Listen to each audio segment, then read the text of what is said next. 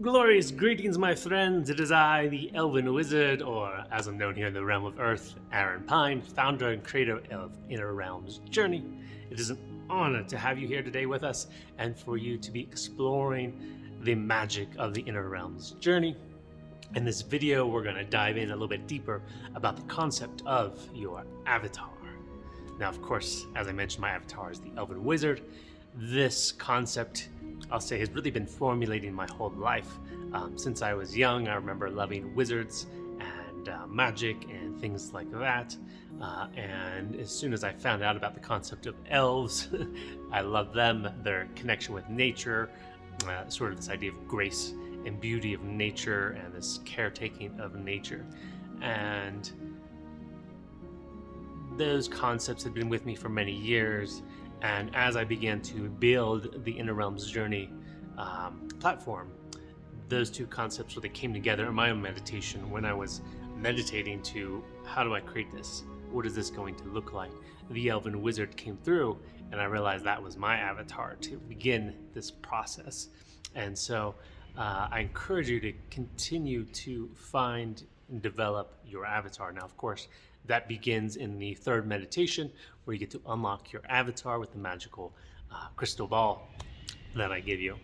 Now, for myself and those that have been doing the Inner Realms Journey platform for several years now, their avatar, my avatar, continues to develop. It continues to become more detailed. It becomes richer. It becomes more vivid in many ways. And so as you continue this journey, I invite you and want to remind you that it will continue, and be open to that. Well, what else is there? What else does my avatar look like, or what else can I create? What else can I add to this character I'm developing? Now I want to talk about a little bit the background of the avatar concept, right? Okay, so the avatar is this mythical persona. It's this mythical character. It's your superhero self. It's your self outside of just your day-to-day human experience. Now, this concept came to me through I'll say, a variety of channels that I sort of wove together. A big factor was mythology. My love of mythology from different cultures around the world. And I've gotten to study some. There's many more that I haven't gotten to yet that I hope to. But there's similar threads through each of these cultures around the world, is that there's these different gods and goddesses and mythical beings that had different experiences, different journeys, right? Different stories about who they are, what they do, what they've done.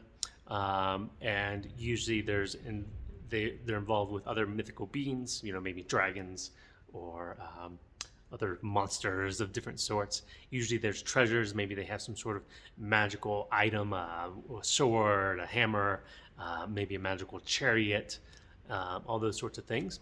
They may have different companions that work with them, perhaps different animals, or maybe a different monster like a dragon or something. And they each have certain teachings or wisdom that they carry, certain aspects of life that they embody, that are part of who they are. And pretty much across culture, you see the similar framework.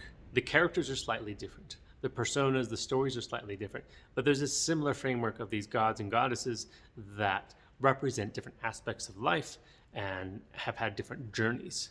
And every culture has their own unique set. And for the most part, through those cultures, those stories have evolved over time as the culture changes. These stories were passed down. And sometimes those stories got changed depending on what was going on. Certain stories, certain gods and goddesses were more popular at certain times than others. But as I dove into these mythologies myself and studied them from different points of view, I realized a big part of them, whether these beings exist or not, or existed in some form or fashion, what was really important about them to me was that they each had lessons within them. They were each sort of guidelines, templates, understandings about life that we all go through. There were wisdom about our own personal journeys. They had sort of cues and guide points. And now each of our journeys is completely unique. My journey is unique. Your journey is unique, right? And that's amazing and beautiful. But these mythologies gave us sort of conceptual framework that we all go through in some form or fashion. It was like the archetypal framework that we each explore in our own way. And it was cool. I started to see, well, okay, these mythologies, even if they're separated by, hundreds, thousands of years and separated around the world, there were similar themes. Now, of course, these maybe meant a little bit different, had a little bit different meaning to those people because they had different awareness, different perceptions, different beliefs, different values than we may hear in modern day. So sometimes it takes a little bit to understand maybe some of these ancient stories, but they have these nuggets of wisdom in them. And what I realize is, well, these characters, these gods and goddesses, were characters to these people. Whether they existed or not, they were sort of these idolized, worshipped, honored characters that were going through these journeys. And as I said, every culture had their own characters. Now, in modern day, many of us love different characters from different stories, different movies, right? Star Wars, Lord of the Rings, whatever else, Harry Potter, all the greats out there. And often we relate to, we love certain characters, and we each have our own favorites for different reasons, usually because we identify with some aspect of them. We like something because they reflect something within us that we like about ourselves or who we are. And so I started to see, okay, there's these mythologies, there's these characters and stories. Now comes along the teachings of Joseph Campbell, who talked about the hero's journey. And he saw something similar here, that there is this concept in mythologies and legends all around the world of a hero having to go through a specific journey of transformation and growth. From being sort of maybe at home in a comfortable situation where something intense happens, they have to leave their current life, their current reality, and go into something new. Usually there's some sort of wisdom guide there that comes in, maybe a wizard or something like that, a mentor to help them. And then they have to go through a series of challenges and go on this quest, which transforms them and usually transforms the world. And this framework is at the core of a lot of epic movies. Many stories have this sort of arc of a hero's journey from beginning to end. And it's something that we all go through. We each have our own hero's journey. It may go in a different order, at a different speed. Some of us may resist it more than others. But that sort of arc, that story arc, we all go through in our life. And so I connected, okay, well, all these gods and goddesses are going through story arcs, and we each have to go through our own. Well, what's our mythical self, right? Our modern myth, for most of us, particularly in the Western world, is the story arc we're sort of given in general is something like we go to school, we go to college, we get a job, we get married, we have kids, we get a house, we work till we're in our 60s, we retire, we live out those years, and then we're done. And that's sort of the myth, the story arc that is a big part of Western society. And it's cool. It might work for some of us. Some parts of it might work, some parts of it not. But it's a very confined story arc that may not be fitting for everyone.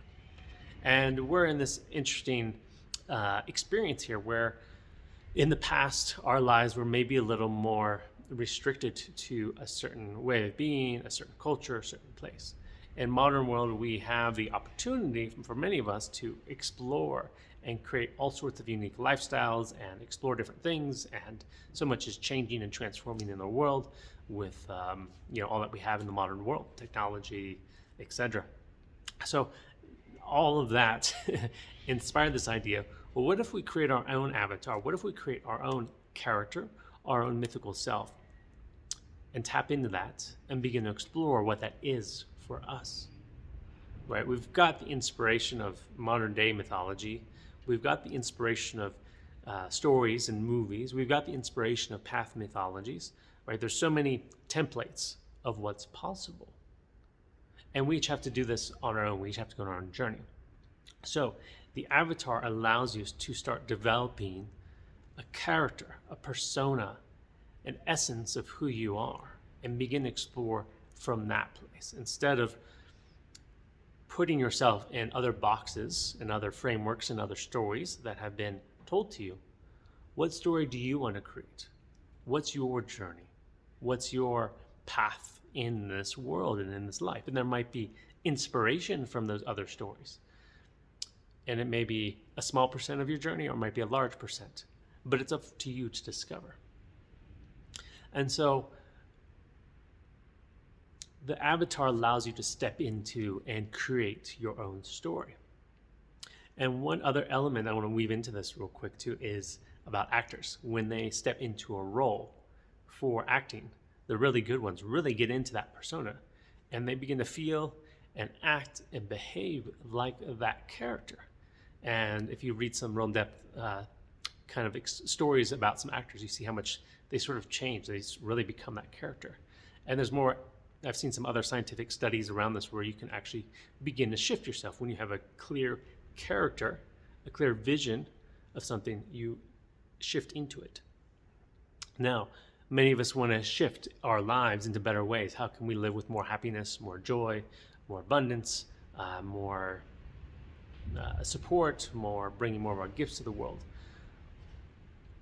It can be challenging if we're trying to make a change from the same point of being, the same reference point. The avatar allows you to create something completely new and step into that. It's like you're story hopping. Maybe this was your story here and where it was going, and you're going, let me write a new book, and you're hopping up here to this new avatar storyline. What does that look like? And you can create from that. So the core of this, to start with, is just developing that avatar. And of course, you go through that in the third meditation. You really drop into what is this avatar, what does it look like, it feel like, it move like it, what's it wear, what does it do? And I encourage you to go back to that. Some people, I'm finding it comes in just a little bit. Some people comes in very fully. Continue to play with it, continue to develop it. Like I said, I've been doing this for years. Mine continues to grow now. Getting that crystal clear idea of the avatar allows you to make that leap to your avatar storyline. And you want to bring that to life in your own way. And in the trainings and the journeys, there's a lot of tips and ideas on how to do that. That's what a lot of them are about. It's how do you bring that to life? You can see me here. I've got my Elven Wizard outfit that I don't wear all the time, but a lot, and playing with more and more. And are these components of it, right? My magic rings, my hat, different things, right? So I'm continuing to express, to bring to life as much as I can the Elven Wizard. How does the Elven Wizard dress? How does the Elven Wizard work? How does the Elven Wizard like to eat? What does the Elven Wizard like to do in this world? So I'm continuing to bring it to life. And instead of focusing my life on, what others might think I should be doing, or stories of the past of what I should be doing, I'm looking at what would the Elven Wizard do. That's my focus on a daily basis as much as I can. And you may go as far as this, you may not. You go at your own speed, what feels right to you. But I encourage you to continue to develop a relationship with your avatar and see what unfolds. For me, it's made life much more magical, much more fun, much more playful, much more creative, and I see how much it uplifts those around me and inspires them to really be free in who they are and bring their essence and their gifts to this world. And that's the biggest thing for me, is inspiring people to bring their gifts to the world, who they are, why they're here, and bring that magic to life.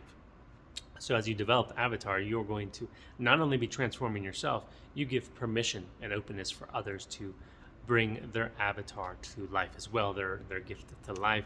And I feel like it's a lot more fun and enjoyable for everyone. So continue to play with it. I know for some it can be there can be challenges, right? What are people going to think?